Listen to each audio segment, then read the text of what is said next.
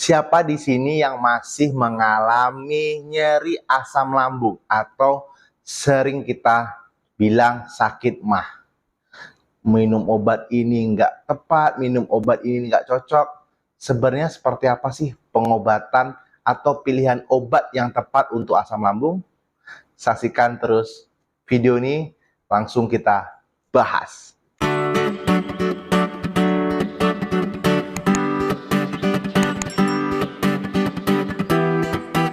Assalamualaikum warahmatullahi wabarakatuh, teman-teman.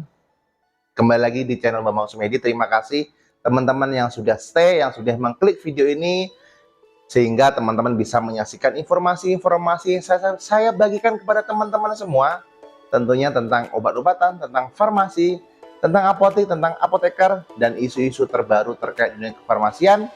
Tentunya masih bersama saya, apoteker Bambang Sumedi. Oke, pada video kali ini sesuai dengan request dari teman kita, yaitu Bang, tolong Bang bahas tentang penyakit atau pengobatan tentang sakit mah atau sakit lambung. Jadi di sini saya akan lebih berbicara mengenai konteks obat atau konteks pilihan obatnya yang sering kita gunakan atau sering kita dapatkan dari dokter, atau pada saat kita sakit langsung kita beli bisa obat dengan pelayanan swamedikasi di apotek oleh apoteker. Oke, perlu kita ketahui bersama bahwasannya sakit asam lambung atau mah atau nyeri lambung itu karena adanya kadar asam lambung yang meningkat di dalam lambung kita dan adanya indikasi mulai lapisan dinding lambung yang selama ini alami melindungi dinding lambung itu sudah mengalami pengurangan kinerja atau sudah luka sehingga terjadi perih lambung yang sangat menyiksa. Bahkan asam lambung yang sudah meningkat, yang sudah parah bisa menyebabkan sesak bagi penderitanya. Karena asam lambung itu sifatnya asam, dia bisa keluar lewat mulut karena naik ke bagian atas, maka akan membuat saluran napas kita menjadi sempit, sehingga itulah yang menyebabkan kita susah bernafas. Tentunya ini kasus-kasus seperti ini tidak ke semua orang, teman-teman ya. Tidak ke semua orang asam lambung itu bisa menyebabkan sakit atau bahkan sesak sampai kita merasa susah bernafas. Namun ini begitu juga terjadi ke sebagian orang yang asam lambungnya sudah terlalu banyak, meningkat, dan akan menyebabkan menghalangi saluran napas kita sehingga akan menjadi kita susah dalam bernafas. Oke, kita akan membahas satu persatu pembagian obat yang sering digunakan atau sering kita dapatkan untuk mengatasi asam lambung. Kalau untuk penata laksanaan asam lambung sendiri itu dengan cara seperti apa? Dengan cara menetralkan asam lambung, dengan cara melapisi dinding lambung, dan dengan cara membatasi atau menahan pompa yang akan mengeluarkan asam pada lambung kita tersebut. Jadi sebenarnya obat-obat mana sih yang berperan dalam masing-masing kerja-kerja yang saya sebutkan tadi? Oke, yang pertama yang paling sering kita dapatkan yaitu antasida. Antasida sebenarnya ini golongan obat generik, teman-teman ya. Kalau untuk produk bermereknya itu banyak sekali merek-merek bermereknya, seperti ada Polisilen, ada Promax, ada Bufantasid, ada Dexanta, dan lain sebagainya. Itu adalah contoh-contoh produk bermerek yang isinya mengandung simeticon dan magnesium yang dapat menetralkan asam lambung. Jadi untuk golongan antasida ini berperan dalam menetralkan asam lambung yang sudah keluar dari lambung kita. Jadi seandainya kita merasa perih, rasa lambung kita tuh sesak penuh, itu berarti kadar asam lambung kita sudah keluar. Dengan cara kita mengkonsumsi antasid sehingga menjadi kadar asam yang tinggi tadi dalam lambung akan menjadi netral atau menjadi mendekati basa dengan kita mengkonsumsi obat-obat golongan antasida. Oke, selanjutnya yaitu ada ranitidin. Ranitidin ini dikonsumsi 2 kali sehari sesudah makan, karena sifatnya ranitidin ini tidak terpengaruh dalam keadaan lambung berisi atau lambung penuh.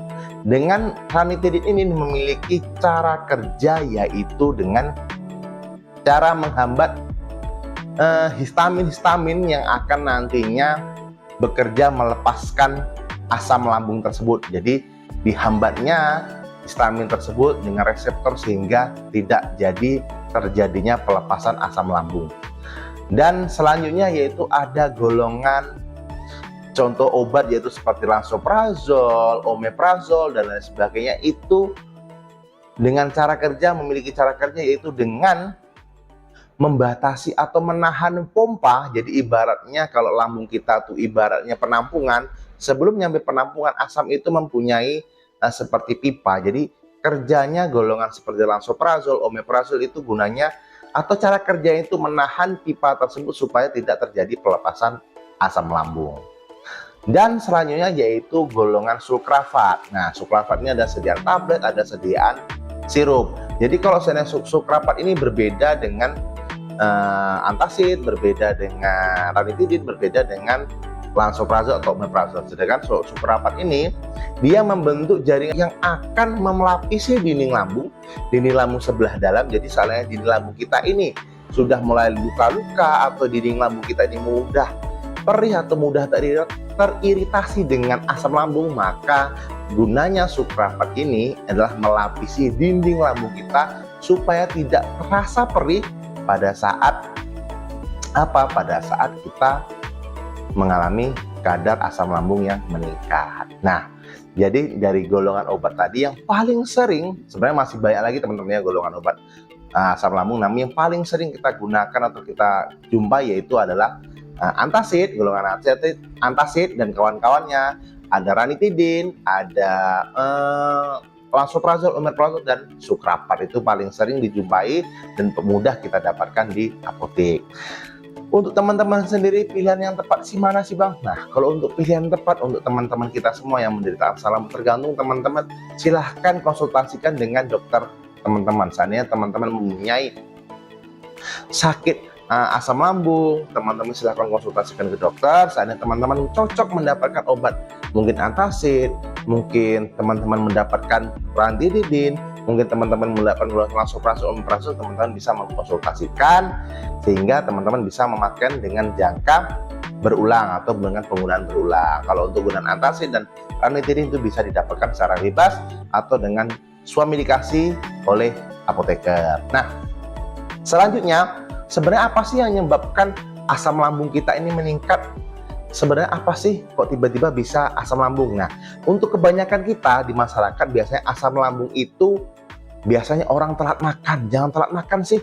Jangan terlambat makan, nanti bisa kena asam lambung. Nah, gimana dengan orang yang puasa? Orang yang puasa tidak makan seharian, hanya makan pada saat sahur dan saat berbuka puasa tanpa diisi satu pun makanan, malah banyak yang sembuh dari asam lambung. Itulah kekuasaan Tuhan. Namun penyebab dari asam lambung sendiri bukan hanya karena kita telat makan atau seperti apa. Sebenarnya penyebab utama asam lambung itu bisa terjadi karena hal-hal sebagai berikut. Antara lain apa? Stres. Yang pertama itu paling faktor pemicu adalah stres. Jadi kalau misalnya kita stres, banyak pikiran, maka histamin atau hormon atau di dalam tubuh kita itu memproses sehingga memproduksi asam lambung yang nantinya dapat diproduksi atau dapat terdapat di lambung sehingga dapat mengiritasi lambung. Jadi penyebab utama yang paling banyak itu adalah stres. Yang kedua yaitu makan tidak teratur. Nah, jadi kadang makan jam 9, mungkin tiba-tiba makan jam 12, habis itu makan pagi jam 7. Nah, jadi kan tidak teratur makannya, habis itu kadang makannya banyak, makannya sedikit, sesuai dengan porsi kita. Jadi kalau kita makan, teman-teman harus sesuai dengan porsi, jangan terlalu melebihi dan jangan terlalu kurang, karena kita sendirilah yang bisa memprediksi kapan tubuh kita ini menerima makanan, apakah cukup ataukah kurang. Selanjutnya itu karena efek samping obat-obatan penghilang nyeri atau obat-obat golongan NSAID atau non-steroid anti-inflamasi drug. Jadi obat-obat penghilang nyeri yang termasuk golongan NSAID itu semuanya menyebabkan asam lambung. Namun sebagai seorang apoteker, di sini saya menyarankan kalau teman-teman mengkonsumsi obat penghilang nyeri, apapun itu mereknya, apapun itu jenisnya, konsumsilah sesudah makan. Jadi sesudah teman-teman makan langsung mengkonsumsi obat-obat tersebut. Jadi akan dinding lambung tersebut akan terlapis oleh makanan sehingga obat tersebut akan dicerna di usus, akan lebih aman. Jadi sini tidak akan mengiritasi lambung. Walaupun obat-obat tersebut sudah di packaging atau sudah di formulasi sedemikian rupa sehingga lebih aman digunakan, namun itu tidak seefektif kalau teman-teman menggunakannya secara maksimal, yaitu seperti apa? Sesudah makan. Setelah itu bisa juga terjadi karena makan tidak teratur seperti saya sampaikan tadi, stres, saya sampaikan tadi juga, efek samping obat juga seperti itulah faktor-faktor besar yang sering menyebabkan asam lambung. Bisa juga karena infeksi bakteri teman-teman ya juga karena infeksi bakteri. Jadi teman-teman di sini harus jelas, harus konsultasikan ke dokter teman-teman sendiri, apakah penyebabnya. Kok bisa saya terkena asam lambung? Apakah saya karena stres? Jadi kalau teman-teman stres harus merelaksasikan tubuhnya teman-teman, pikiran teman-teman supaya tidak terjadi stres yang berkelanjutan. Habis itu mungkin karena makan teratur di sini, mungkin teman-teman yang sering sarapan sampai jam 10 sampai jam 11 itu bukan sarapan lagi teman-teman, itu adalah makan siang. Jadi kalau saran saya, kalau seandainya teman-teman di sini sarapan, yaitu jam 7, jam 8 sampai jam 9 paling lama itu dinamakan sarapan. Jadi nggak perlu banyak, nggak perlu makan besar, cukup mengkonsumsi ringan-ringan seperti mungkin roti atau mengkonsumsi teh manis. Nah, mungkin teman-teman di sini yang pernah dirawat di rumah sakit atau mungkin pernah ke klinik atau pernah ke puskesmas, itu pasti teman-teman tindakan pertama yang di IGD pasti teman-teman mendapatkan injeksi ranitidin. Itu sebenarnya SOP yang dilakukan oleh tenaga kesehatan. Karena apa? Biasanya orang yang masuk ke rumah sakit, orang yang masuk ke IGD apalagi, itu mereka stres. Mereka stres, mereka pusing, banyak pikiran. Sehingga apa? Sehingga akan memicu asam lambung tadi diproduksi di dalam lambung. Sehingga untuk mencegah hal itu supaya tidak menimbulkan komplikasi yang berlanjut, sehingga disuntikkanlah injeksi ranitidin. Supaya apa? Supaya tidak terjadi pembentukan asam lambung yang makin banyak di dalam tubuh. Tapi bagi saya, kalau teman-teman di sini di rumah sakit, masuk ke rumah sakit kayak gini, tidak terjadi stres, biasa-biasa saja, happy, ya mungkin tidak terbentuk asam lambung, jadi tidak perlu injeksi ranitidin. Tapi di sini di mana orang yang masuk rumah sakit, apalagi IGD yang tidak stres. Tentunya semua orang yang masuk ke IGD itu dalam keadaan sakit, dalam keadaan stres, banyak pikiran, sehingga diinjeksikanlah ranitidin supaya tidak memperburuk keadaan si pasien. Oke, jadi itulah penjelasan saya tentang obat-obatan untuk emah yang paling sering kita dapatkan atau sering kita gunakan. Itu ada tadi antacid, ada ranitidin, itu ada sukrapat, dan ada lansoprazol ataupun omeprazol. Jadi tergantung dari teman-teman biasanya mendapatkan atau yang direkomendasikan oleh dokter teman-teman sendiri itu seperti apa.